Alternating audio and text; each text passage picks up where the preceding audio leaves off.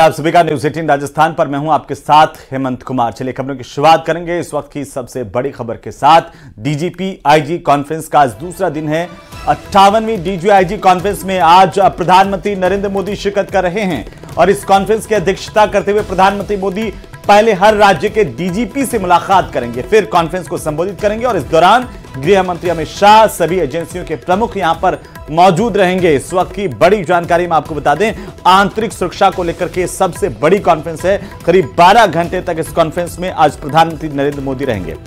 सभी राज्यों के डीजीपी कानून व्यवस्था को लेकर के अपनी अपनी रिपोर्ट इस कॉन्फ्रेंस में पेश करेंगे। वहीं लंच के दौरान प्रधानमंत्री का सभी अधिकारियों के साथ 1-to-1 संवाद होगा। इस कॉन्फ्रेंस में आज दूसरे दिन सुरक्षा, देशद्रोह, सदन में हाल ही में पास हुए कानून, बॉर्डर सिक्योरिटी, सामरिक सूचना लीक होना, साइबर अटैक जैसे कई 14 अहम मुद्दों पर चर्चा होने जा रही है।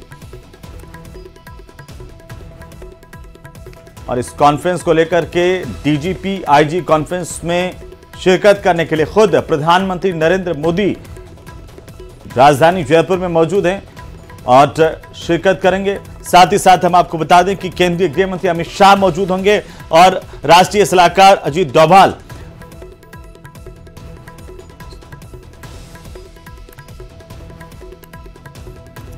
तो कानून व्यवस्था पर डीजीपी रिपोर्ट पेश करेंगे। अलग अलग राज्यों के आईजी, डीजीपी यहां पर मौजूद हैं और ज्यादा जानकारी के साथ सीधे सहयोगी लवली वधवा का रुख कर लेते हैं। जयपुर से हमारे साथ सीधे जुड़ रहे हैं। लवली, क्या जानकारी इस बड़ी कॉन्फ्रेंस को लेकर के, सामरिक मसलों, सुरक्षा को लेकर, आंतरिक सुरक्षा, बाह्य सुरक्षा, तमाम बड़े मसलों को लेकर के बातचीत होनी है, चर्चा होनी है, खुद प्रधानमंत्री इसमें मौजूद हैं।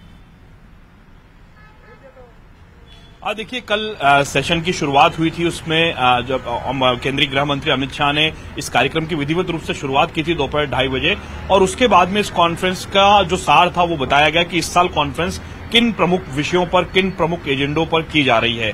इन कॉन्फ्रेंस के बाद में आज प्रधानमंत्री नरेंद्र मोदी सुबह 8 बजे से लेकर के कॉन्फ्रेंस में रात 8 बजे तक मौजूद रहेंगे। करीब 8:30 बजे तक प्रधानमंत्री का कॉन्फ्रेंस में लगातार जो सेशन चलेंगे उसमें वो शामिल हो रहे हैं। अभी प्रधानमंत्री ने 3 सेशन अटेंड किए हैं। तीनों सेशन के अंदर प्रधानमंत्री ने जो संबंधित डीजीपीज थे उनके प्रेजेंटेशन को देखा और उसके साथ में जो कानून व्यवस्था को लेकर के जो अलग अलग राज्यों की रिपोर्ट पेश की गई उस पर भी उन्होंने अपने विचार रखे।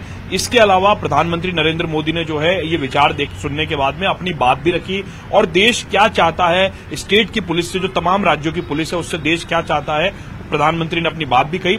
इसके बाद में अजीत डोभाल का भी कुछ देर बाद, जो हमारे देश के राष्ट्रीय सुरक्षा सलाहकार एनएसए अजीत डोभाल, उनका एक सेशन होने जा रहा है। इस सेशन के अंदर केंद्रीय गृह मंत्री अमित शाह, उनके साथ में दोनों गृह राज्य मंत्री और उनके साथ में जो देश के प्रधानमंत्री, तमाम लोग जो हैं वो मौजूद रहेंगे उस सेशन में। औपचारिक चर्चा होगी उसके बाद में और उसके बाद में एक लंच का आयोजन होगा। लंच में राजस्थानी व्यंजन जो हैं वो परोसे जाएंगे और प्रधानमंत्री नरेंद्र मोदी लगातार काउंटडाउन वहां पर चलेगा कॉन्फ्रेंस का। इसके बाद में कुछ प्रमुख पुलिस के अधिकारी जो राज्यों से, अलग अलग राज्यों से आए हैं, उनसे मुलाकात भी वो वहीं पर आरआईसी सेंटर में कर सकते हैं।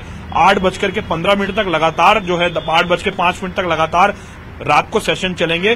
पुलिस आतंकवाद को रोकने में, आतंकवादी गतिविधियां जो शुरू होती है उनको रोकने में पुलिस की भूमिका, देखिए सब जगहों पर अलग अलग टास्क फोर्स होती है, सब होती है, लेकिन पुलिस का जवान फील्ड में होता है, मैदान में होता है, वो सबसे पहले झपक सकता है अगर चाहे तो घटना को रोकने में।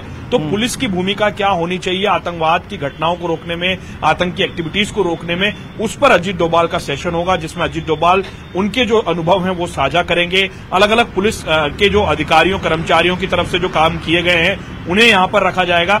राजस्थान की घटना का जिक्र करना चाहूंगा जिसमें निम्बाहेड़ा के अंदर कुछ टेररिस्ट को पकड़ा गया था पुलिस के कांस्टेबलों के द्वारा, तो उसे उदाहरण के तौर पर उस घटना को भी वहां पर पेश किया जा सकता है। बिल्कुल लवली, ये कॉन्फ्रेंस कितनी महत्वपूर्ण है देश के लिए, इस बात का अंदाजा इसी से लगता है कि खुद प्रधानमंत्री नरेंद्र मोदी 8 घंटे का वक्त आज इस कॉन्फ्रेंस में दे रहे हैं। बहरहाल बहुत शुक्रिया हमारे साथ जुड़ने के लिए, तमाम जानकारी के लिए नजर बनाए रखिए, अपडेट लेते रहेंगे। और आगे बढ़ते हुए प्रधानमंत्री मोदी की जयपुर दौरे की हम बात कर रहे हैं, जहां पर 3 दिवसीय दौरे पर प्रधानमंत्री नरेंद्र मोदी हैं। दौरे के पहले दिन प्रधानमंत्री ने विधायकों, मंत्रियों से बातचीत की, उन्हें अंत्योदय और गुड गवर्नेंस का मंत्र भी दिया, साथ ही कांग्रेस की हार की वजह पूछी और नसीहत भी दी। खास रिपोर्ट देखिए।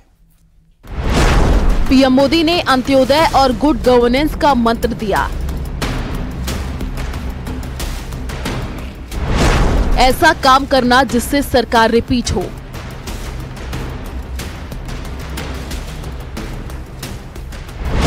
पीएम ने गुटबाजी भ्रष्टाचार से दूर रहने को कहा।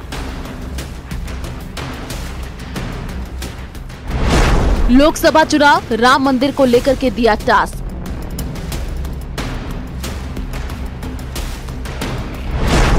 विधायकों को ट्रांसफर पोस्टिंग से दूर रहने की नसीहत। 3 राज्यों में जीत के बाद पीएम मोदी 3 दिवसीय जयपुर दौरे पर पहुंचे। यहाँ उन्होंने पहले दिन बीजेपी दफ्तर पहुंचकर विधायकों, मंत्रियों और संगठन के पदाधिकारियों के साथ बैठक की, जिसमें गुड गवर्नेंस और लोकसभा चुनाव में जीत के लिए अंत्योदय का मंत्र दिया है। पीएम करीब 2 घंटे तक भाजपा ऑफिस में रहे, कई नेताओं के साथ 1-to-1 बातचीत की। पार्टी सूत्रों के मुताबिक पीएम ने लोकसभा चुनाव से पहले कई अहम टास्क दिए। इसमें केंद्र सरकार की योजनाओं और संगठन के कार्यक्रमों को गति देने का संदेश दिया। साथ ही राम मंदिर की प्राण प्रतिष्ठा के कार्यक्रम को लेकर के भागीदारी पर भी चर्चा की। विधायकों को अधिकारियों के ट्रांसफर पोस्टिंग से भी दूर रहने की नसीहत दी। अब जनजातियों के लिए कुछ अच्छे काम करने हैं हम सबको, बिजली, पानी, सड़क, नबी बच्चों, उन सारों को पूरा करने का प्रयास करेंगे। बहुत ही मेहनत करनी पड़ेगी इस विभाग में, बिकॉज ये तो जनरल पब्लिक की हेल्थ, जीना मरण, ये सब चीजें इससे एसोसिएटेड है। एक बड़ी चुनौती है। विकसित भारत संकल्प यात्रा को सफल बनाने के साथ साथ 2047 में भारत दुनिया का सबसे विकसित राष्ट्र बने, इसके लिए सभी को कड़ी मेहनत करते हुए काम करना है। मुझे जो जिम्मेदारी दी गई उसके लिए थैंक यू, धन्यवाद, बधाई देता हूँ। जी। नहीं, और क्या प्राथमिकताएं रहेंगी आपकी? कैबिनेट समय में डिपार्टमेंट संभालेंगे तो उस समय देखेंगे सब। साथ ही पीएम मोदी ने मंत्री विधायकों को नसीहत देते हुए कहा, गुटबाजी और भ्रष्टाचार से दूर रहे। पीएम मोदी ने विधायकों से पूछा कि कांग्रेस चुनाव क्यों हारी, कांग्रेस का हार का कारण क्या रहा। कुछ विधायकों ने कहा गुटबाजी और कुछ विधायकों ने कहा भ्रष्टाचार। पीएम ने तुरंत सभी विधायकों से कहा कि अब ये दोनों चीजें आप पर भी लागू होती हैं। आपको गुटबाजी और भ्रष्टाचार से दूर रहना है। साथ ही पीएम मोदी ने विधायकों से कहा कि केवल 5 साल को ध्यान में रख करके काम नहीं करना है। 5 साल बाद सरकार रिपीट हो, इस चीज को दिमाग में रख करके आगे काम करना है। जिन बूथों पर आप चुनाव हारे हैं, सबसे पहले उन बूथों पर जाएं। वहीं जिन बूथों पर आपको जीत मिली है, उसका मंथन कीजिए कि इन बूथों पर आपको किस वजह से जीत मिली और जिन बूथों पर आप हारे हैं, उसकी वजह क्या रही।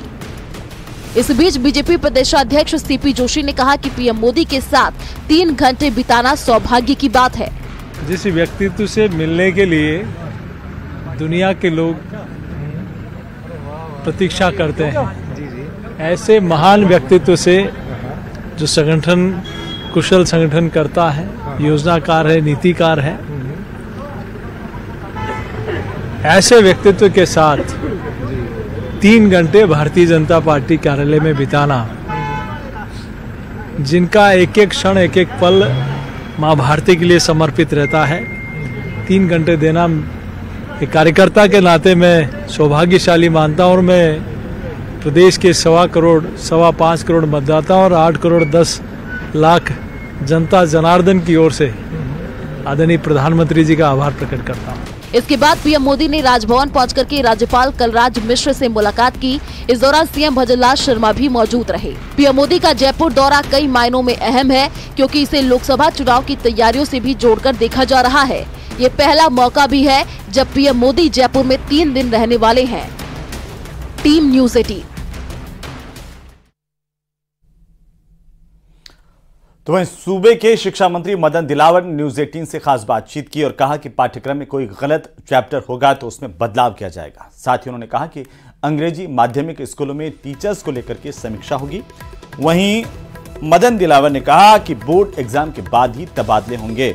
आखिरकार न्यूज़ 18 से खास बातचीत करते हुए क्या कुछ कहा शिक्षा मंत्री ने, आप भी सुनिए। शिक्षा मंत्री मदन दिलावर हमारे साथ मौजूद हैं। दिलावर साहब, क्या प्रायोरिटीज तय करी हैं आपने? बहुत बड़ा जिम्मा, सबसे बड़े मंत्रालय का जिम्मा आपका यही कि बच्चों का हित सर्वोपरि रहेगा हमारे लिए।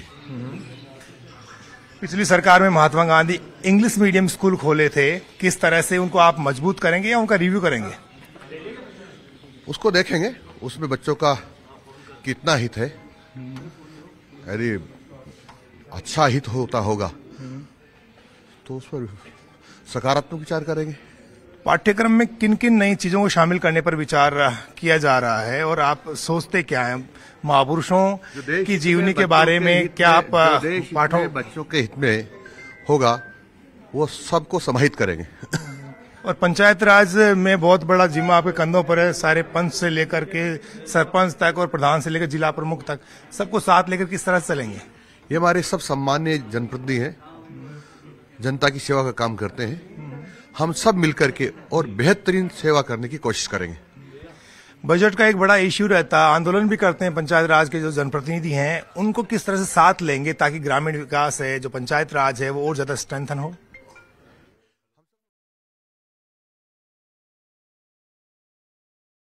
कृषि मंत्री डॉक्टर किरोड़ीलाल मीणा क्या कुछ करें, सुन लेते हैं।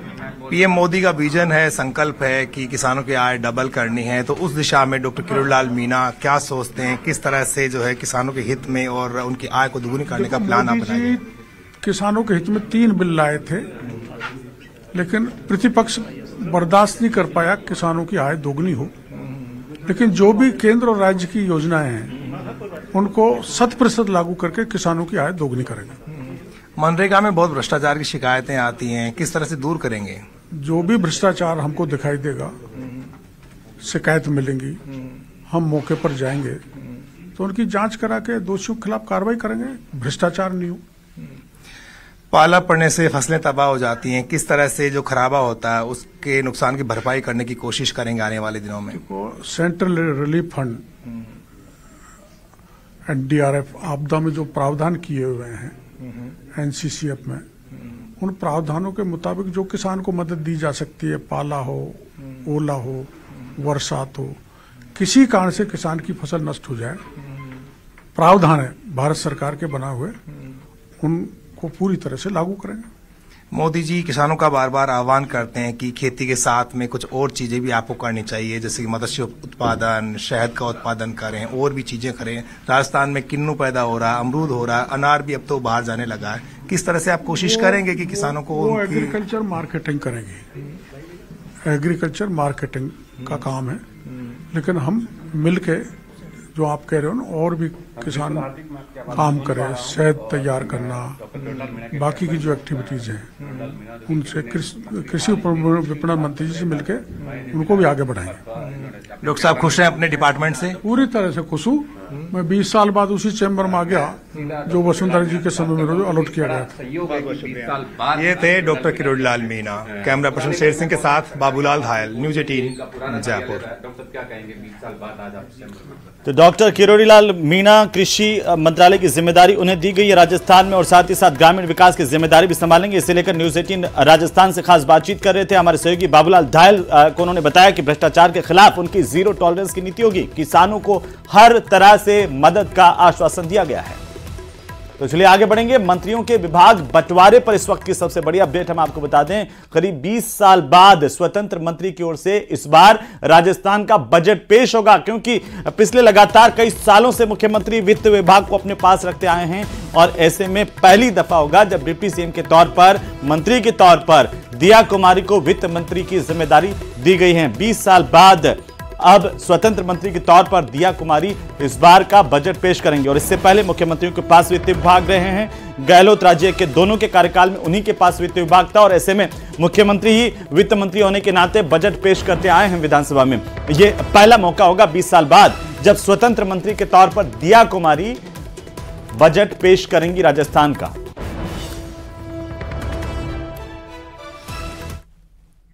तो वहीं राजस्थान के श्रीकरणपुर सीट से सुरेंद्रपाल सिंह टीटी को राज्य मंत्री स्वतंत्र प्रभार बनाए जाने के बाद उन्हें कृषि विपणन, इंदिरा गांधी नहर परियोजना जैसे अहम विभाग सौंपे गए। कल शुक्रवार को श्रीकरणपुर विधानसभा सीट पर चुनाव संपन्न हो चुके हैं। 8 जनवरी को सोमवार को परिणाम घोषित होंगे, और इससे पहले भाजपा ने सुरेंद्रपाल सिंह टीटी को महत्वपूर्ण विभाग सौंपे और एक बड़ी जिम्मेदारी सौंपी है। उनके सामने प्रदेश की कृषि मंदिरों को, कृषि केंद्रों को समुचित विकास करने के साथ साथ नहरी पानी के वितरण की बड़ी जिम्मेदारी होगी। कृषि मंडियों को कैसे आगे बढ़ाया जाए, सुविधाएं विकसित की जाएं, ये जिम्मेदारी सुरेंद्रपाल सिंह टीटी के कंधों पर दी गई है।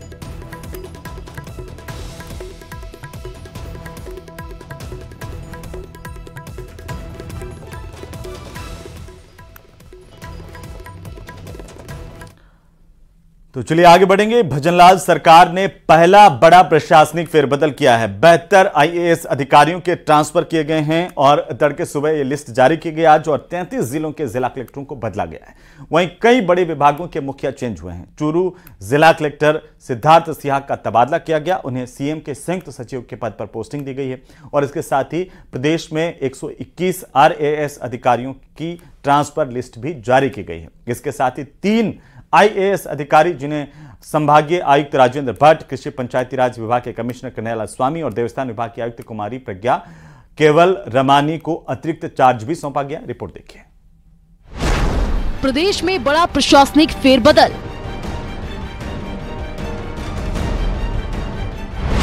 72 आईएएस अफसरों के ट्रांसफर।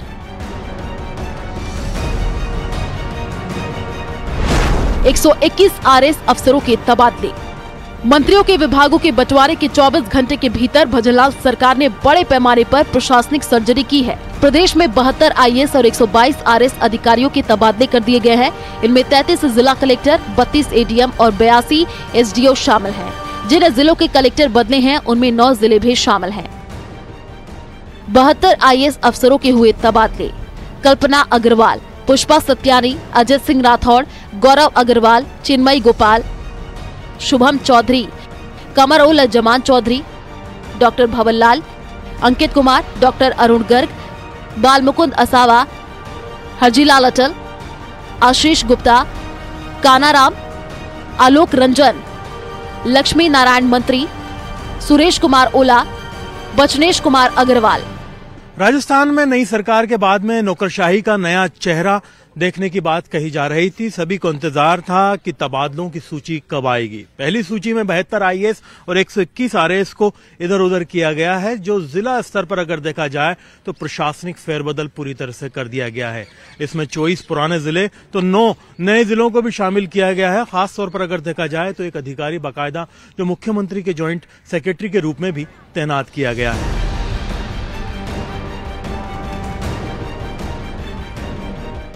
निदेशक जल जीवन मिशन बाबूलाल गोयल, आशीष मोदी, अनिल कुमार अग्रवाल, रुक्मणी रियार, सिद्धार्थ गुप्ता, हिमांशु गुप्ता। वाणिज्य कॉर्पोरेट सामाजिक जिम्मेदारी नमित मेहता, अविचल चतुर्वेदी, महावीर प्रसाद मीणा, वासुदेव मालावत। भारतीय उद्योग संवर्धन ब्यूरो नीलाभ सक्सेना, डॉक्टर खुशहाल Yadav, Saurabh Swami. Hathkargha Vikas Nigam Anjali Rajauria, doctor Indrajeet Yadav, Sitaram Jat. Panchayati Raj doctor Om Prakash Bairwa, Jasmeet Singh Sandhu. Health insurance agency Pratap Singh, doctor Ravindra Goswami, Rohitashva Singh Tomar. Utsav Kaushal doctor Gaurav Saini, Shweta Chauhan, Avdhesh Meena, Devendra Kumar, Sushil Kumar. Akshay Godara. इसके साथ ही 6 एपीओ आईएएस अफसरों को भी पोस्टिंग दी गई है। गौरव बुड़ानिया, उपखंड अधिकारी एवं उपखंड मजिस्ट्रेट ब्यावर। रिया जाबी, उपखंड अधिकारी एवं उपखंड मजिस्ट्रेट गिरवा। रवि कुमार, उपखंड अधिकारी भरतपुर। आवाद निवृत्ति सोमनाथ, उपखंड अधिकारी भीलवाड़ा। जुईकर प्रतीक चंद्रशेखर, उपखंड अधिकारी अलवर। सालुखे गौरव रविंद्र, उपखंड अधिकारी माउंट आबू। इतना ही नहीं, 3 आईएएस अफसरों को अतिरिक्त चार्ज दिया गया। Rajendra Bhatt, MD RS MML, अतिरिक्त चार्ज। केएल स्वामी, एमडी भंडारण निगम लिमिटेड, अतिरिक्त चार्ज। प्रज्ञा केवल रमानी, आयुक्त टीएडी, अतिरिक्त चार्ज। सुधांश पंत के मुख्य सचिव बनने के बाद से ये पहला बड़ा प्रशासनिक फेरबदल है। लिस्ट में साफ देखने को मिला है कि अच्छा परफॉर्म करने वाले अधिकारियों को बेहतर जगह पोस्टिंग दी गई है। राजस्थान में प्रशासनिक स्तर पर अगर देखा जाए तो बड़ा फेरबदल जिला स्तर पर कर दिया गया है। राजस्थान में जिला कलेक्टर से लेकर के एसडीएम, एडीएम सभी बड़े अधिकारी बदले गए हैं। अगर देखा जाए तो राजस्थान में इस सूची को लेकर के ये बात भी कही जा रही है, कहीं ना कहीं जो वोटर लिस्ट को लेकर के प्रोग्राम चलाया जाना था उसके बाद में अगर देखा जाए तो जो तबादलों पर रोक लगाई जानी थी, जो लोग जिला स्तर पर प्रशासन से संबंधित थे उन्हें नहीं बदला जा सकता था। लेकिन राजस्थान में इस तबादला सूची के बाद में 33 जिलों का पूरा प्रशासनिक जो अमला है वो बदल दिया गया है। बड़ी सूची आई है मंत्रालय, अगर देखा जाए स्तर पे जिस तरह से विभागीय बंटवारा हुआ, उसके बाद में राजस्थान में प्रशासनिक स्तर पर 72 आईएएस और 121 आरएएस के तबादला सूची जारी करके प्रदेश के अंदर भजनलाल सरकार ने और मुख्य सचिव सुधांशु पंत ने एक मैसेज दिया है। इस तबादला सूची को अगर देखा जाए तो इसमें अच्छा काम करने वाले अधिकारियों को प्रोत्साहन दिया गया है और कहीं न कहीं एक मैसेज दिया गया है जो नौकरशाही है उसकी तरफ से कि प्रदेश के अंदर काम करने वालों को प्रमोट किया जाएगा। कैमरा पर्सन दिलीप चेची के साथ में अरबाज अहमद, न्यूज 18 के लिए जयपुर से। तो वहीं चिकित्सा मंत्री गजेंद्र सिंह खींवसर ने न्यूज 18 से खास बातचीत में बड़ा बयान दिया। उन्होंने कहा कि सरकार हर चीज नहीं कर सकती है, प्राइवेट सहभागिता का योगदान महत्वपूर्ण है, सरकारी अस्पतालों पर निर्भर नहीं रहना चाहिए। वहीं पिछली सरकार पर निशाना साधते हुए उन्होंने कहा कि पिछली सरकार वादे करती गई लेकिन काम नहीं किया।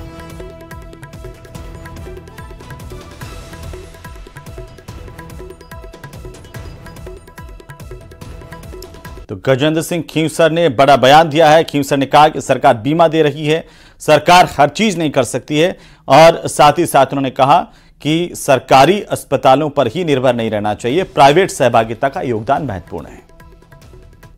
मुख्यमंत्री भजनलाल शर्मा के मंत्रिमंडल में कार्य विस्तार हो चुका है और वरिष्ठ मंत्री गजेंद्र सिंह खींवसर को स्वास्थ्य महकमा की जिम्मेदारी जो है वो दी है। खींवसर साहब हमारे साथ मौजूद हैं। चिरंजीवी योजनाओं का ज्यादा उन्होंने एक तरह से लोगों में प्रचारित किया कि चिरंजीवी योजना हमारी कारगर साबित हुई है। क्या चिरंजीवी योजना फिर से वो आयुष्मान में कन्वर्ट कर दी जाएगी या फिर इसी के जरिए आगे बढ़ने की कोशिश की जाएगी? चिरंजीवी योजना की रेंज तो बहुत ज्यादा थी पर एक्चुअल वो रेंज के वो कवर नहीं कर पा रहे थे। वो रेंज का जो है करीबन मेरे ख्याल में 30% 35% कवर पा रहे थे। लोगों को जो है जो मुझे सुनने में आता है कि उसका जो है पूरा उपयोग नहीं मिल रहा था।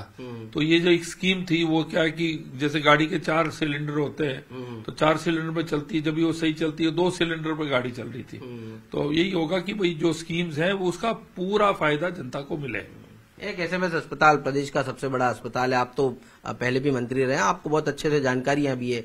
ये अस्पताल में जिस प्रकार की भीड़ प्रदेश भर की उमड़ती है और न सिर्फ प्रदेश बल्कि देश के कई हिस्सों से जो है वो मरीज यहाँ पर पहुंचते हैं, इसकी भीड़ किस प्रकार से कम की जाए? इसको रेफरल बनाने की बात तो हमेशा हर सरकार करती है, लेकिन आपका किसी प्रकार का विचार है कि एसएमएस पे जिस प्रकार का बोझ है उसे किस प्रकार से कम किया जा सकता है? देखिए, आज कोई भी सरकार हो, कोई भी डिपार्टमेंट हो, मेरा सोचा है कि प्राइवेट एंटरप्राइज का पार्टिसिपेशन बहुत जरूरी है।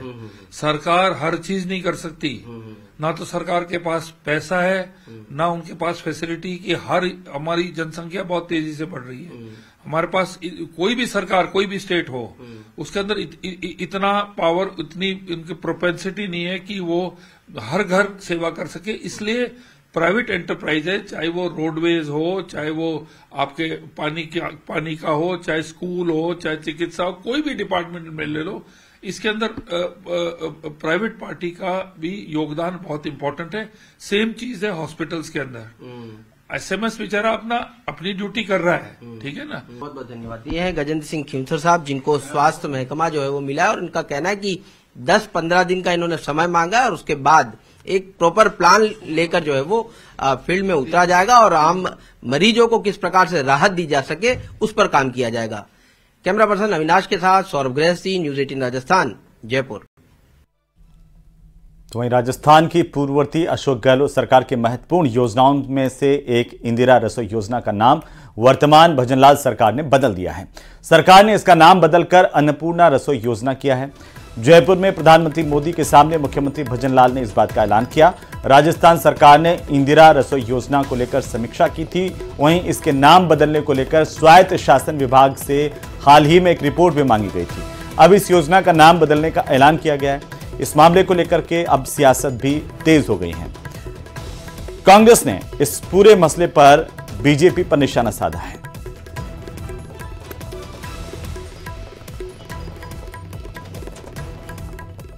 राजस्थान में पूर्ववर्ती कांग्रेस सरकार ने इंदिरा रसोई के नाम से 2000 रसोई प्रदेश के शहरी और ग्रामीण इलाकों में खोलकर प्रदेशवासियों को ₹8 में पौष्टिक और गर्म भोजन बैठकर खिलाने की व्यवस्था की थी।